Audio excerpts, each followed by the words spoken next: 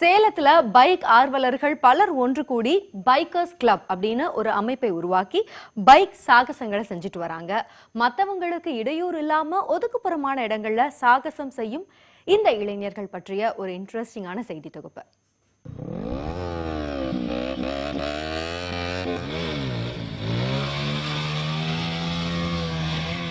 கரணம் தப்பினால் மரணம் என்று சொல்லும் அளவிற்கு இப்படி சாகச செயலில் ஈடுபட்டுள்ள இந்த இளைஞர்கள் சேலம் பைக் ரேஸ் கிளப்பை சேர்ந்தவர்கள்.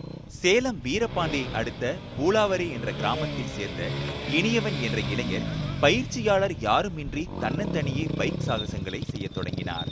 இவரது சாகசங்கள் மற்ற இளைஞர்களை கவர அவர்களும் இவரோடு இணைந்தனர். இன்று இந்த குழுவினரின் எண்ணிக்கை 500ஆக உயர்ந்துள்ளது. ஆரம்பத்தில் சின்ன சின்ன சாகசங்களை செய்து வந்த இந்த இளைஞர்கள் இன்று காண்போரை வியக்க வைக்கும் அளவிற்கு பெரும் சாகசங்களில் ஈடுபட்டு வருகின்றனர். ஆரம்பத்தில் வந்து நான் அந்த ஸ்டண்ட்ஸ் பண்ணிட்டு இருக்கும்போது வீட்டில் வந்து இந்த மாதிரி சப்போர்ட் கொஞ்சம் கம்மியாக இருந்துச்சு. அதுக்கப்புறம் சப்போர்ட் பண்ண ஆரம்பிச்சாங்க. அதுக்கப்புறம் வந்து இதே ஒரு ப்ரொஃபஷனுக்கு நாங்கள் தெரிஞ்சுக்கிட்டோம். ஸ்டண்ட்ஸில் வந்து கொஞ்சம் அமௌண்ட்டு ஏர்ன் பண்ண முடியும்னு தெரிஞ்சுக்கிட்டு பல காலேஜ் ஷோஸ் பண்ண ஆரம்பித்தோம். அப்படி ஷோ பண்ணும்போது ஒரு 1 ஹவருக்கு 50,000 லேக்ஸ் கணக்கில் கொடுக்க ஆரம்பிச்சாங்க. இதை வந்து எங்கள் டீமில் வந்து நாங்கள் வந்து பங்கிட்டுக்கிட்டு எங்கள் அத்தியாவசிய தேவையும் பூர்த்தி பண்ணி வண்டி விழுகும்போது அதை வந்து சரி பண்ணுறதை நாங்கள் பயன்படுத்திக்கிட்டோம். இந்த பைக் ரேஸ் கிளப் தற்போது ஒரு பயிற்சி மையமாக உருவப்பெற்றுள்ளது. மற்றவர்களுக்கு எந்த வகையிலும் தொல்லை கொடுக்காத வகையில் ஒதுக்குப்புறமான இடத்தில் மிகுந்த கட்டுப்பாட்டோடு இவர்கள் பயிற்சி அளித்து வருகின்றனர். ஆரம்பத்தில் அனுமதிக்க மறுத்த பெற்றோர் இப்போது ஊக்கப்படுத்துவதாக மகிழ்ச்சியோடு தெரிவிக்கின்றனர். ஒன்றும் ஆகாது, நான் வந்து என்னை பார்த்துப்பேன் அப்படின்னு வந்து எங்கள் அப்பாவுக்கு வந்து ஒரு நம்பிக்கை கொடுத்தேன். ஸோ அப்படி நம்பிக்கை கொடுத்துட்டு ஒவ்வொரு விஷயத்துலையும் நம்ம ப்ரூஃப் பண்ணும்போது வந்து பேரண்ட்ஸ் என்ன பண்ணுறாங்கன்னா ஃபஸ்ட்டு வந்து எதுக்குறாங்க. பட் அது கொஞ்சம் கொஞ்சமாக வந்து பார்த்தீங்கன்னா வந்து சப்போர்ட் பண்ண ஆரம்பிச்சிடுறாங்க. ஸோ இப்போ வந்து பார்த்தீங்கன்னா ஒன்றுமே சொல்கிறது இல்லை. எங்கே போனாலும் பேரண்ட்ஸ் ஃபஸ்ட்டு வந்து கேட்காம வந்து நான் ஸ்டண்ட் பண்ண வந்துட்டு இருந்தேன். பட் இப்போ வந்து நான் இங்கே தான்ப்பா போகிறேன் அப்படின்னு சொல்லும்போது ப்ரூஃப் பண்ணி காமிச்சிருக்கேன்.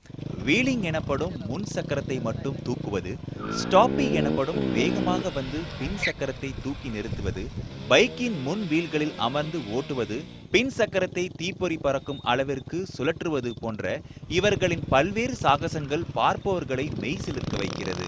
அது பார்த்தீங்கன்னா சின்னதாக திடீர்னு கீழே விழுந்துரும் வண்டி.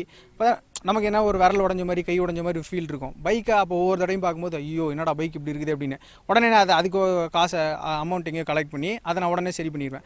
இதுக்காகவே என்ன பண்ணுவேன், கீழே விழுகாத அளவுக்கு நம்ம பண்ணிக்கிட்டே இருக்கணும் அப்படின்னு. இதுதான் எனக்கு கிரேஸ். பைக் சாகசம் என்பது உலக அளவில் ஏற்றுக்கொள்ளப்பட்ட ஒரு சாகச கலையாக இருக்கும் நிலையில் நம் நாட்டிலும் அத்தகைய நிலை வர வேண்டும் என்பதே இவர்களின் எதிர்பார்ப்பு. இந்த சாகசங்களை விளையாட்டாக அங்கீகரித்து விளையாட்டு போட்டிகள் நடத்தப்பட்டால் இந்த இளைஞர்கள் மேலும் தங்களது திறமைகளை வெளிப்படுத்துவார்கள் என்பதில் ஐயமில்லை. ஒளிப்பதிவாளர் முனிராஜுடன் சேலத்திலிருந்து கோகுல், நியூஸ் 18 தமிழ்நாடு.